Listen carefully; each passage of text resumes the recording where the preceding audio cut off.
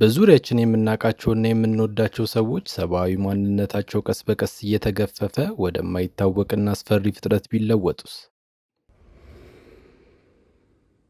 በዚህ ልብ አንጠልጣይ ታሪክ ውስጥ መላው ዓለም በሰውና በአውሬ ድብልቅ ፍጥረታት በታወከችበትና የሰው ልጆች ወደ አውሬነት የተቀየሩትን ማደን በጀመሩበት ወቅት አንድ አባትና ልጅ በመካከላቸው ያለውን የጠበቀ ትስስርና ፍቅር ላለማጣት የሚያደርጉትን ለአስጨራሽ ትግል እንመለከታለን።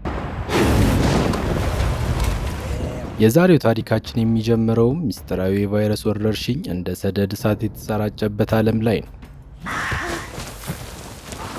ይህ ወረርሽኝ ግራ የሚያጋባና የሚሰቀጥጥ ከመሆኑ የተነሳ የሰውን ልጅ ማንነት በመቀየር ወደ እንስሳዊ ባህሪ ይለውጠዋል።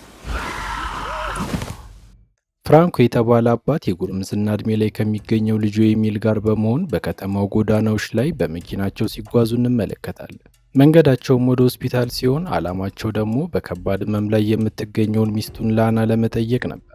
ታዲያ የትራፊክ መጨናነቅ አላነቃነቃቸው ብሎ መንቀሳቀሻ አጥተው በነበረበት ሰዓት በመካከላቸው የነበረ የቆየ ጸብ ገንፍሎ ስሜት የሚነኩ ቃላትን መመላለስ ጀመሩ።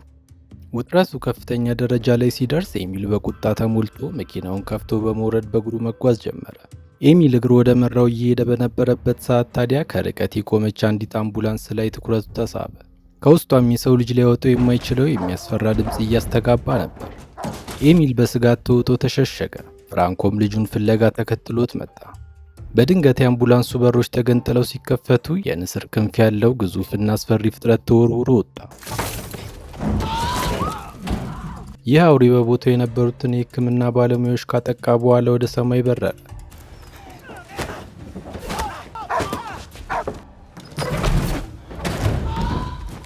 አባትና ልጅ ይህንን ዘግናኝ ትዕይንት በድንጋጤና በሽብር ተመለከቱ።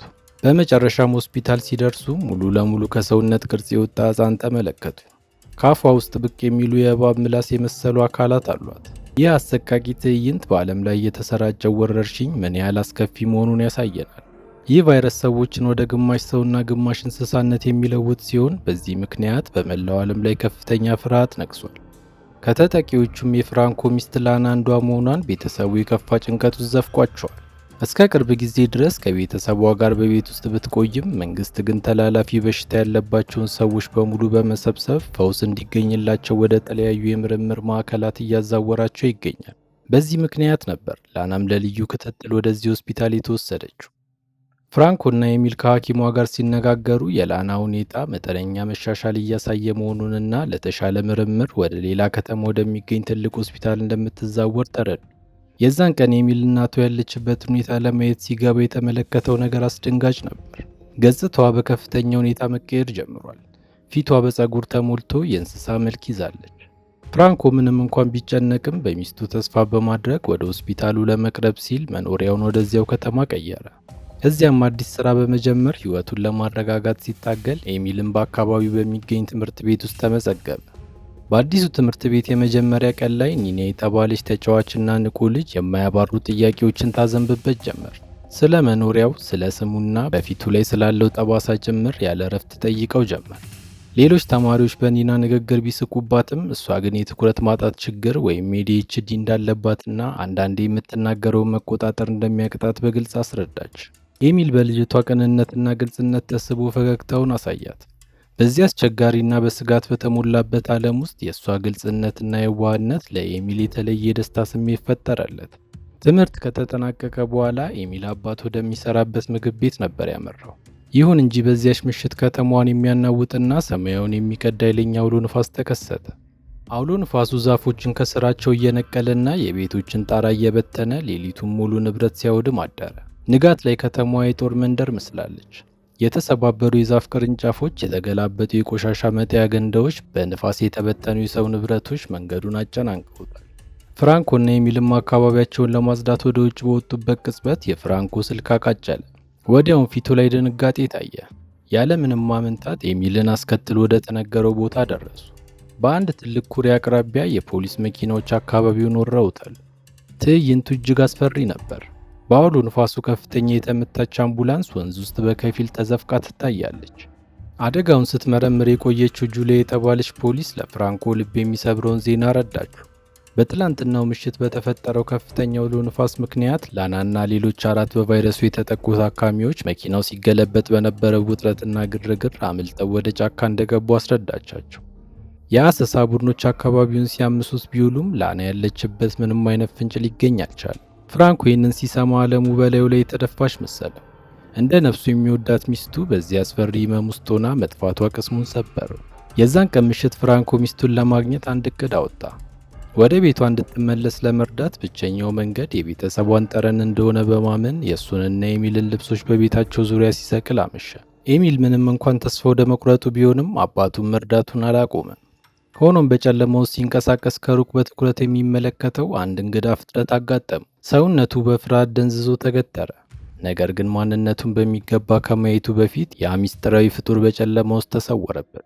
በማግስቱ ጠዋት ወደ ትምህርት ቤት እንደደረሰም ሰቅጣጭ ወሬዎችን ሰማ። ባለፈው ምሽት የተፈጠረው አውሎ ንፋስ በይፋ እንደ ተፈጥሮ አደጋ ተመዝግቧል። ይበልጥ የሚያስደነግጠው ግን የሰውና የእንስሳ ድብልቅ የሆኑ ፍጥረታት በግርግሩ ተጠቅመው ማምለጣቸው ነበር። ኤሚል ግማሽ ሰው ግማሽ እንስሳ የሚለውን ቃል ሲሰማ መላ ሰውነቱ ተንቀጠቀጠ። በእጁ ይዞት የነበረው ሳጥንም አመለጠው። ኒና የሆነ ነገር መፈጠሩን ተረድታ ብትጠይቀውም እሱ ግን ዝምታን መረጠ። በውስጥ የሆነ አዲስና እንግዳ ስሜት እየተቀሰቀሰ መሆኑን ተረድቷል።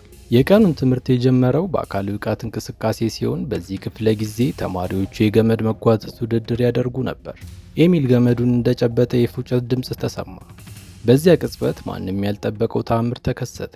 ኤሚል አንዴ ሲጎትታቸው ተቃራኒ ቡድኑ ኃይሉን መቋቋም አቅቷቸው ወደቁ። ሁሉም ግራ ገብቷቸው በአግራሞት ሲመለከቱት የኤሚል ፊት ግን በፍርሃትና በጭንቀት ፈጠጠ። ይህ ጥርጣሬ የሚያስደስት ክስተት ሳይሆን በውስጡ እየተፈጠረ ያለውን አስፈሪ ለውጥ የሚያበስር ነበር። የዛን ቀን ከክፍሉ እንደወጣ ወደ ቤቱ በመሮጥ ሸሚዙን አውልቆ በመስታወት ፊት ነበር የቆመው። ያየው ነገር ታዲያ ከመጠን በላይ አስደነገጠው። የጀርባ አጥንቶቹ ወደ ውጭ ብቅ ብቅ ብለው ይታያሉ። ሹልና ለሰው ልጅ የማይገባ ቅርጽ እየያዙ መጥተዋል። ግልጽ ነው፣ ኤሚል ቀስ በቀስ ወደ እነዚህ ፍጥረታት እየተለወጠ ነው። በሌላ በኩል ፍራንኮ በገበያ አዳራሽ ውስጥ መርማሪ ጁሊያን አግኝቷት ማውራት እንደጀመሩ ድንገት ታላቅ ረብሻ ተቀሰቀሰ። አንድ አስፈሪ ፍጥረት ወደ ሱፐርማርኬቱ ዘልቆ በመግባት ሰዎችን ማሸበር ጀመረ። ፖሊሶች መሳሪያቸውን በመምዘዝ አውሬውን ማሳደድ ሲጀምሩ ፍራንኮ ምናልባት ላና ትሆናለች በሚል ተስፋ ተከተላቸው። ነገር ግን ፍጥረቱ ጥግ ሲይዝ ላና ለመሆኗን ተረዳ። ከሰውነቱ ላይ ብቅ ብቅ ያሉት የኦክቶፐስ እግሮች አስፈሪ ገጽታን ሰጥቶታል። ፍራንኮ ግን አሁንም ተስፋ አልቆረጠም። በፍለጋው ላይ ከአንድ ጠረጴዛ ስር ሌላ እንቅስቃሴ ተመለከተ። ላባ ያለውና ወፍ የሚመስል ሌላ ድብልቅ ፍጥረት ተደብቆ በፍርሃት ሲርድ አየ። እሱም ፍጥረቱን ለፖሊሶች አሳልፎ መስጠት ይኑርበት ባላየ ሆኖ ይለፈው ግራ ገብቶት በቆመበት ቀረ። ምንም እንኳን ዝም ለማለት ቢሞክርም ፖሊሶች በራሳቸው ጊዜ አግኝተውት በቁጥጥር ስር አዋሉት። በረዳት አልባነት ስሜት ተውጦ ትዕይንቱን እየተመለከተ መርማሪዋ ቀርባ ሚስቱ ላና አሁንም የት እንዳለች እንደማያውቁ ነገር ግን በቅርብ እንደሚያገኟት የተስፋ ቃል ሰጥተው ተለያዩ። በዚያች ምሽት ኤሚል ምንም እንኳን ልቡ ባይፈቅድም በጓደኞቹ ግብዣ ምክንያት በትምህርት ቤቱ ወደ ተዘጋጀው ፓርቲ ላይ ለመታደም ተገደደ። የድግሱ ድባብ በደስታና በጭፈራ የተሞላ ቢሆንም በሳቅና ጨዋታው መሃል ግን ባለፈው ምሽት ስለታዩት አስፈሪ ፍጥረታት እየተወራ ነበር። አንዲት ተማሪ ስለ ጉዳዩ እንደፈለገች ስታወራ የሚሰሟት ሁሉ በጉጉት አፋቸውን ከፍተው ይከታተሏት ጀመር። ልጅቷ ስለ እነዚህ ፍጥረታት ብዙ የምታውቀው ሚስጥሮች አሉ። በመሃል ግን ይቺው ተማሪ ለኤሚል በጨዋታ መልክ ምግብ ልታጎርሰው እጇን ዘረጋች። ይሁን እንጂ ኤሚል እንደ ማንኛውም ሰው ከእጇ ከመብላት ይልቅ ጎንበስ ብሎ ከእጇ ላይ በቀስታ በምላሱ ላሰው። ይህ ድርጊት ከሰው ልጅ ባህሪ የወጣና እንስሳዊነት የሚታይበት በመሆኑ በቦታው የነበሩት ሁሉ ግራ ገባቸው። ኒና በሁኔታው ጥርጣሬ አድሮባት በዝምታ ስትመለከተው፣ ሌሎች ተማሪዎች ግን በኤሚል እንግዳ ባህሪ እያሾፉ በሳቅ ፈነዱ። ኤሚል በደረሰበት ውርደት ስሜቱ ተነክቶ ጊዜ ሳያጠፋ ነበር በአቅራቢያው ወደሚገኝ ጥቅጥቅ ያለ ጫካ ያመለጠው። እግሩ ወዳመራው ተጉዞ በዝምታ በታወቀው ጫካ ውስጥ ለረጅም ሰዓት ከተጓዘ በኋላ ድካሙ ሲያሸንፈው ለእረፍት አንድ ጥግ ላይ ጋደም አለ። በሚቀጥለው ቀን ጠዋት የፀሐይ ብርሃን በዛፎቹ መሃል ሰርጎ ሲገባ ኤሚል ሌሊቱን በሙሉ በጫካ ውስጥ ብቻውን እንዳደረ ተገነዘበ። በድንጋጤ ተውጦ ወደ ቤቱ ለመሮጥ ቢሞክርም የሆነ ነገር ልክ እንዳልሆነ ተሰማው። ጉሮሮ ውስጥ የሚቆረቁረውና የሚዋጥጠው ነገር ትንፋሽ ያሳጥረው ጀመር። እንደምንም ወደ መታጠቢያ ቤቱ ሄዶ ፈራ ተባ እያለ እጁን ወደ አፉ ውስጥ ከሰደደ በኋላ አፍኖት የነበረው ምን እንደሆነ ማወቅ ቻለ። የወጣው ነገር በደም የተለወሰች አንዲት ላባ ስትሆን ኤሚል ያንን ላባ በድንጋጤና በፍርሃት ተመለከተ። አሁን እውነታውን መሸሸግ አይችልም። በውስጡ እየተፈጠረ ያለው ለውጥ ወደማይመለስበት ደረጃ ደርሷል። ሁሉም ሰው ወደሚፈራቸው ፍጥረታት እየተለወጠ መሆኑን በዛሽ ቅጽበት አረጋገጠ። በተመሳሳይ ሰዓት ፍራንኮ ሚስቱን መፈለጉን ቀጥሏል። በዚህ ቀንም ከኤሚልና ከውሻው ጋር በመሆን በስፋት ጫካውን ለማሰስ ወስኗል። ቀኑን ሙሉ ጥቅጥቅ ባለው ደን ውስጥ ሲጮሁና ሲፈልጉ አሉ። ሆኖም ከዝምታ በቀር ምንም አይነት ምላሽ ሊያገኙ አልቻሉም። በመጨረሻም በድካም ዝለው በመኪናቸው ውስጥ ለማደር ተገደዱ። እኩለ ሌሊት ላይ ግን ውሻቸው ምንነቱ ያልታወቀ ነገር ላይ ይጮህ ጀመር። ማንም ሊያስቆመው አልቻለም። እንደውም አምልጧቸው ወደ ጫካው ውስጥ ሮጦ ገባ። ኤሚል ወዲያውኑ ውሻውን ተከትሎ ሲሮጥ በጨለማው ውስጥ ሁለት አስፈሪ ፍጥረታት አገኘ። ማንነታቸው በሰውና በአውሬ መካከል የተንጠለጠለ ይመስላል።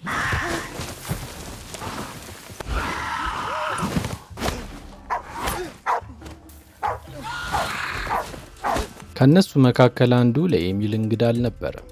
ታሪኩ ሲጀምር ከአምቡላንስ ውስጥ አምልጦ የነበረው የጭልፊት ክንፍ ያለው ፍጥረት ነበር። ኤሚልን ሲመለከተውም ክንፎቹን በመዘርጋት ጥቃት ለመሰንዘር ተወረወረ። ነገር ግን የኤሚልን አይኖች ትኩር ብሎ እንደተመለከተ ከመቀጽበት ተረጋጋ። በአይኑ ውስጥ እሱም በቫይረሱ መያዙን የተመለከተ ይመስላል። ምናልባትም በኤሚል ውስጥ ያለውን ያንኑ ለውጥና የጋራ ዕጣ ፈንታቸውን ተገንዝቦት ይሆናል። ፍራንኮ ከኋላው ተከትሎት ቦታው ላይ ሲደርስ ልጁ ቆስሎና ደም ፈሶት በማየቱ በድንጋጤ ወደ ሆስፒታል ሊወስደው ወሰነ። ኤሚል በወረርሽኙ መያዙ እንዳይታወቅበት አልሄድም ብሎ ነበር። ነገር ግን ፍራንኮ ሊሰማው ፈቃደኛ አልሆነ። መንገድ ላይ መርማሪዋን ጁሊያን ሲያገኟትም ተመሳሳይ ምክር ነበር የሰጠቻቸው። በጥቃቱ ምናልባት ኤሚል በወረርሽኙ ተይዞ ሊሆን ስለሚችል ሌላ አማራጭ እንደሌለ ገልጻ ኤሚል በሕክምና ክትትል ስር መቆየት እንዳለበት በቁጣ አስገነዘበቻቸው። ሆስፒታል ደርሰው ኤሚል ምርመራ ማድረግ እንደጀመረ ታዲያ ፍራንኮ የሚረብሸውን ዜና ሰማ። አሁን ጉዳዩ ከፖሊስ ቁጥጥር ወጥቶ ወታደራዊ ኃይል ተረክቦ ወደ አካባቢው ዘምቷል። የጦር ሰራዊቱ የተሰጠው ግዳጅ አንድ ነው፤ ያመለጡትን ፍጥረታት በሙሉ በቁጥጥር ስር መዋልና የትኛውንም መስዋዕትነት ተከፍሎ ቫይረሱን መግታት ነበር። ቀናት እያለፉ ሲሄዱ የኤሚል ማንነት በከፍተኛ ፍጥነት መለወጥ ጀመረ። ሰውነቱ ይከዳው ጀመር። ጥንካሬው ከሰውነቱ ክብደቱ ጋር ባለመመጣጠኑ ብስክሌት እንኳን መንዳት እያቃተው መጣ። ብስክሌቱን መንዳት አቅቶት መንገድ ላይ ሲወድቅ የተመለከተችው ኒና ታዲያ ፊቱ መገርጣቱን ነግራው ወደ ቤቷ ወስዳ እንዲያርፍ አደረገችው። እዚያም እያለ በአጋጣሚ የኒናን ፍሪጅ ሲከፍት ያየው ነገር አስደነገጠ። በማቀዝቀዣ ውስጥ የሞተች ወፍ ተቀምጣ ነበር። የወፏ ላባዎች ቀለም ኤሚል ከጉሮሮ ካወጣው ላባ ጋር አንድ አይነት መሆኑን ሲያይ ደግሞ ፍርሃት ወረሰው። ልቡ በከፍተኛ ሁኔታ ይመታ ጀመር። ኒና ድንጋጤውን ስትመለከት ወፏን ከቤት ውጭ ሞታ ስላገኘቻት በማቀዝቀዣ ውስጥ እንዳስቀመጠቻት በግልጽ አስረዳችሁ። በሚገርም መልኩ ይህ ድርጊት ለሷ ኖርማል ነበር። እሱ ግን በራሱ ውስጥ ካለው ሚስጥር ጋር ያለውን ትስስር እያሰበ በዝምታ ተዋጠ። ይህ አጋጣሚ እንዲሁ በቀላል የሚታለፍ አልነበረም። በገዛ አካሉ ላይ በየቀኑ ከሚመለከተው አስፈሪ ለውጥ ጋር በቅርበት የተቆራኘ መሆኑን ሲረዳ ጨነቀው። ኒና ግን ይበልጥ የሚያስደነግጥ ሀሳቧን አጋራች። ይችን የሞተች ወፍ ፍሪጅ ውስጥ ያስቀመጠቻት የጦር ሰራዊቱ በቁጥጥር ስር ላዋላቸው ፍጥረታት ልትመግባቸው ማቀዷን አረዳችሁ።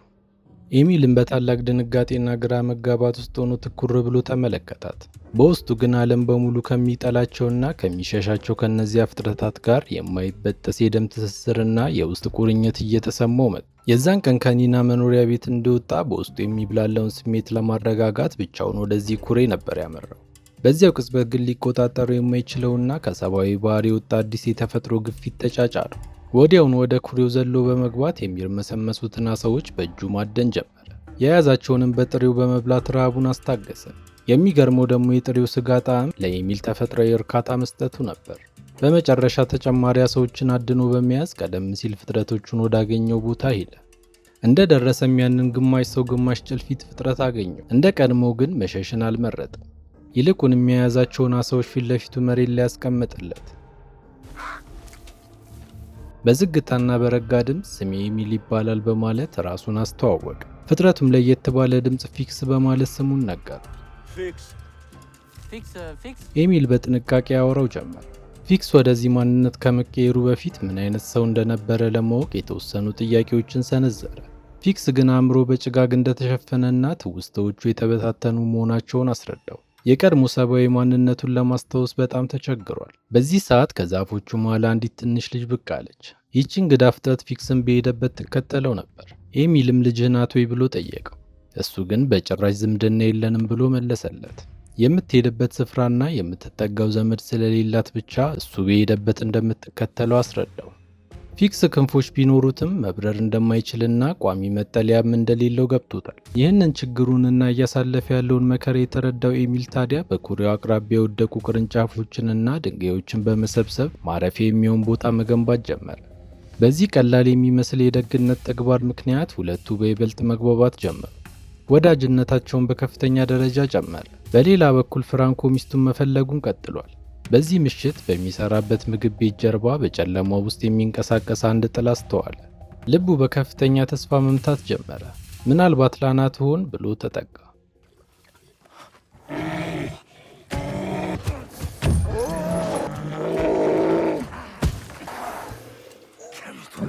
ጥላው ግን ወዲያውኑ በጨለማ ውስጥ ተሰወረ። ከቆይታ በኋላ መርማሪ ጁሊያ ቤቱ ተገኝታ ያየውን በጠየቀችው ጊዜ ፍራንኮ ዋሻት። ባለስልጣኖቹ አሰሳውን እንዲያጠናክሩለትና ሚስቱን ቶሎ እንዲያገኟት በማሰብ ላና ጫካ ውስጥ አይቻታለሁ በማለት ሐሰተኛ መረጃ ሰጠ።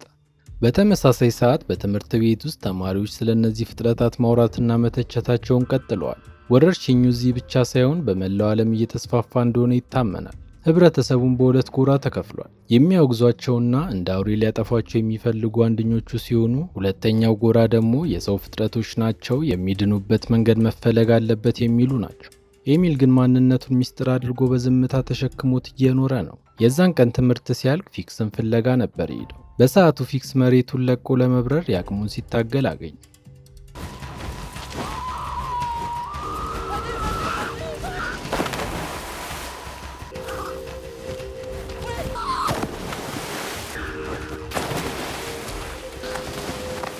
ነገር ግን ሰውነቱ ስለከበደውና ሚዛኑን መጠበቅ ስለተሳነው ሊሳካለት አልቻለም። ይህንን ተስፋ የቆረጠ ትግል መመልከት ለኤሚል ከፍተኛ ሐዘንና ስጋት ፈጠረበት። የዛን ቀን ምሽት ፍራንኮ ወደ ጫካው ዘልቆ በመግባት የልጁን ብስክሌት አንድ ጥግ ወድቆ ተመለከተ። ወዲያውም በድንጋጤና ግራ መጋባት ውስጥ ሆኖ ብስክሌቱን ወደ ቤት ይዞት ተመለሰ። በመጨረሻም የተዘጋውን መታጠቢያ ቤት የውሃ መውረጃ ሲጠግን አንድ የሚያስደነግጥ ነገር ተመለከተ። በማስተንፈሻ ውስጥ የሰው የማይመስሉ ወፍራም የሆኑና የተሰባበሩ ጥፍሮች ተሰግስገው አየ። የፍራንኮ ልብ በከባድ ሐዘን ተሰበረ። ልጁ የወረርሽኙ ተጠቂ መሆኑ ግልጽ ነው። ሰውነቱ በቅርብ ወደ አውሬነት መለወጡ አይቀሬ እውነታ ሆኖ በፊቱ ላይ ተደቀነ። ብዙም ሳይቆይ ጨለማው ከተማዋን ሲወርሳት ኤሚልም ወደ ቤቱ ተመለሰ። ነገር ግን ገና እግሩን ወደ ቤት እንዳስገባ የተጨነቀው አባቱ ያገኛቸውን ወፍራም የተሰባበሩ ጥፍሮች አቀረበለት። ኤሚል ደነገጠ። አይኖቹን በፍርሃት ተቅበዘበዙ። ለማምለጥ ወደ በሩ ቢፈተለክም ፍራንኮ አሳዶ ተከመረበት። በዚህ ጊዜ ኤሚል ሚስጥሩን መሸከም አቃተው። እኔም እየተለወጥኩ ነው፣ እኔም ወደ አውሬነት እየተቀየርኩ ነው በማለት በሲቃና በለቅሶ እውነቱን ተናገረ። የልጁን ጩኸት ሲሰማ ልቡ በሐዘን ራራ። ቁጣውንም ትቶ ወደ ደረቱ አስጠግቶ በማቀፍ እንዲረጋጋ አደረገው። አይዞ በጋራ መፍትሄ እንፈልጋለን ሲልም ቃል ገባለት። ለጊዜው ይህንን ሚስጥር መደበቅ እንዳለባቸው ወስነው ፖሊሶች ምንም አይነት ጥርጣሬ እንዳያሳድሩበት ኤሚል ጸጉሩንና ጥፍሩን እንዲቆርጥ አዘዘው። እሱም በአባቱ ምክር ተስማማ።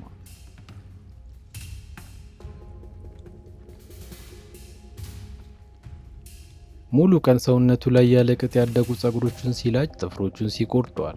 ይሁን እንጂ በዚያው ሌሊት ከውስጡ ፈንቅሎት ሊወጣ የደረሰውንና ሊገታው የማይችለውን የእንስሳዊ ባህሪ መቆጣጠር ስላቃተው ወደ ጫካው ሮጠ። ዳግመኛም ወደዚያች ሚስጥራዊ ኩሬ ሲደርስ መጀመሪያ ስልኩን አውጥቶ ወደ ኒና ነበር ሄደው። ከዛም ከውስጡ ሊወጣ የፈለገውን ማንነት እንዲወጣ ፈቀደለት። ድንገት እንደ ተራበ ተኩላ ድምፁን ከፍ አድርጎ ወደ ሰማዩ አጓራ። ያ ጩኸት ከሰው ልጅ የማይጠበቅና እጅግ አስፈሪ ነበር። በሚገርም ሁኔታ ግን በስልኩ ሌላኛው ጥግ ኒና በተመሳሳይ ሁኔታ ልክ እንደሱ ድምጿን ከፍ አድርጋ አጓራች። ኤሚል በሰማው ነገር ደነገጠ።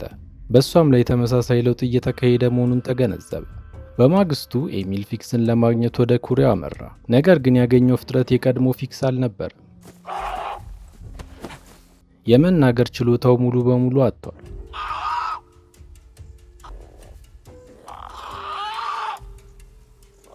በቃላት ፋንታ ቀጭን የጭልፊት ድምፅ እያወጣ አካሉ ወደማይመለስበት ደረጃ ተሸጋግሯል። ፊክስ ግዙፍ ክንፎቹን ዘርግቶ ወደ ሰማይ ተወረወረ። አሁን ሙሉ ለሙሉ መብረር ችሏል።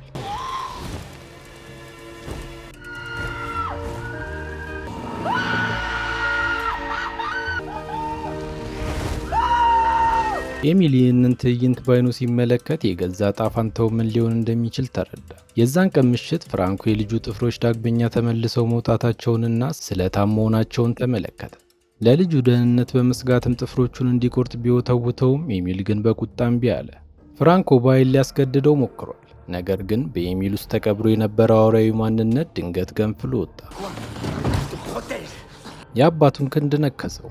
ሆኖም ኤሚል ወዲያውኑ ወደ ልቡ ተመልሶ በጸጸት ተዋጠ። በውስጥ ያለው ሰብአዊነት አሁንም ቢሆን ሙሉ ለሙሉ አልጠፋም። ነገር ግን በየቀኑ እየተሸረሸረ መሆኑ ግልጽ ነው። ይህ ድርጊቱ ታዲያ ውስጡን ሰላም ስለነሳው ኒናን ፍለጋ ነበር የሄደው። ሁለቱም በአቅራቢያው ወደሚገኝ አንድ የእርሻ ቦታ በማምራት በመካከላቸው ያለውን ግርዶሽ አስወግደው መጫወት ጀመሩ። ሰብአዊ ማንነታቸው ሙሉ በሙሉ ከመጥፋቱም በፊት በውስጣቸው ያለውን ስሜት ተጋሩ። ይሁን እንጂ ሰላማዊ ጊዜ ብዙም አልዘለቀም። ወደ ቤቱ ሲመለስ ቪክተር የተባለው ጓደኛው መንገዱን ዘጋበት። ይሄ ልጅ የኤሚልን ሚስጥር ቀድሞውን ደርሶበት ነበር። አንድ ልዩ መሳሪያ አውጥቶ ቀጭንና ከፍተኛ የሆነ ድምፅ ለቀቀበት። ያ ድምፅ በኤሚል አካል ላይ እንደ እሳት የሚለበልብ ከባድ ህመም ፈጠረበት። ታዲያ ስቃዩን መቋቋም ሲያቅተው በደም ፍላት በቪክተር ላይ ጥቃት ሰነዘረ። ግርግሩ በአቅራቢያው የነበሩ ወታደሮችንና ፖሊሶች ትኩረት ሳበ። በዚያው ቅጽበት ፊክስ ከሰማይ ተወርውሮ በመምጣት ኤሚልን ለማዳን በአንዱ ፖሊስ ላይ ጥቃት ፈጸመ። ሁለቱም በጋራ ለማምለጥ ቢሞክሩም ቪክተር ኤሚልን ያጠቃኝ በማለት ጮኸ። ወዲያውንም የተኩስ እርምታ ተከፈተ። በጫካ ውስጥ እየተከተሉት ጥይቶች እንደ በረዶ አዘነቡበት። ፊክስም በብዙ ጥይቶች ተመትቶ ህይወቱ በዚያው ጫካ ውስጥ ተቀጠፈች። ኤሚል የቅርብ ወዳጁ ሲሞት ባይኑ መመልከቱ ፍርሃት ወሮታል። ነገር ግን ያለውን የመጨረሻ ጥንካሬ ሰብስቦ ወደ ጥልቁ ጫካ ሸሸ። በዛፎቹ መሃል ለደቂቃዎች ሲሮጥ ቆይቶ አንድ ጥግ ላይ ሲደርስ ግን በድንገት ደርቆ ቀረ። ከፊት ለፊቱ እናቱን ላናን ተመለከታት። እናቷ ሙሉ በሙሉ ተቀይራለች። ለልጇ ያላት ፍቅር ግን አልተቀየረም። ምንም ጥቃት ሳትሰነዝርበት ትኩር ብላ ለደቂቃዎች ካየችው በኋላ ወደ ጫካው ተመልሳ በመግባት ተሰወረች። ኤሚል እናቱን ለመከተል ቢፈልግም በዚያው ቅጽበት ወታደሮች አካባቢውን ወረሩት። በጫካ ውስጥ እነዚህን ፍጥረታት በመረብና በመሳሪያ ሲያድኑ ቆይተው ኤሚልንም በቁጥጥር ስር አዋሉት። ይሁን እንጂ ፖሊሶች እንደ ሌሎቹ ፍጥረታት ሳያንገላቱት በሰላም ነበር ወደ መኪናቸው ያስገቡት። በጫካ ውስጥ በድንገት የተገኘ ታዳጊ እንጂ ከአውሬዎቹ አንድ ይሆናል ብለው በጭራሽ አልገመቱ። ፖሊስ ጣቢያ እንደደረሰ ታዲያ ፍራንኮ ተገኝቶ ልጁን እንዲለቁት ጥያቄ አቀረበ። መርማሪው ግን ኤሚልን ሊለቁት የሚችሉት ወደ ጫካው በስህተት እንደገባ ገልጾ ከፈረመ ብቻ መሆኑን አብራራ። ማመልከቻውን አዘጋጅቶ ፊት ለፊቱ ሲያስቀምጥለት ግን ኤሚል እጁን ማዘዝ ተሳነው። ስሙን መጻፍ እንኳን አልቻለም። በጭንቀት ራሱን አስገድዶ ለመጻፍ ቢሞክርም ያደጉ ጥፍሮቹ አልፈቀዱለትም። ትዕግስቱ አልቆ እንደ አውሬ ማጓራት ጀመረ። ይህንን የሰማው መርማሪ ታዲያ ኤሚል እየተቀየረ መሆኑን በዛሽ ቅጽበት ተረዳ። ፍራንኮ ጊዜ ሳያጠፋ ራሱን አስቶት ደብዳቤውን አስመስሎ ፈርሞለት ልጁን ይዞ ተፈተለከ። በመኪናቸው ወደ ቤታቸው እየሄዱ ግን ኤሚል ትልቁን ውሳኔውን አጋራው። ወደ ቤት ተመልሶ አብሮት መኖር እንደማይችል ነገረው።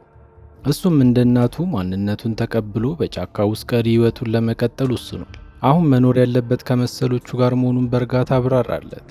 ፍራንኮ የሚሰማውን ማመን አልቻለም። በልጁ ውሳኔ ልቡ ቢሰበርም ተረድቶታል። ልጁ እንደ እንስሳ እየታደነ እንዲኖር እሱም አይፈልግም።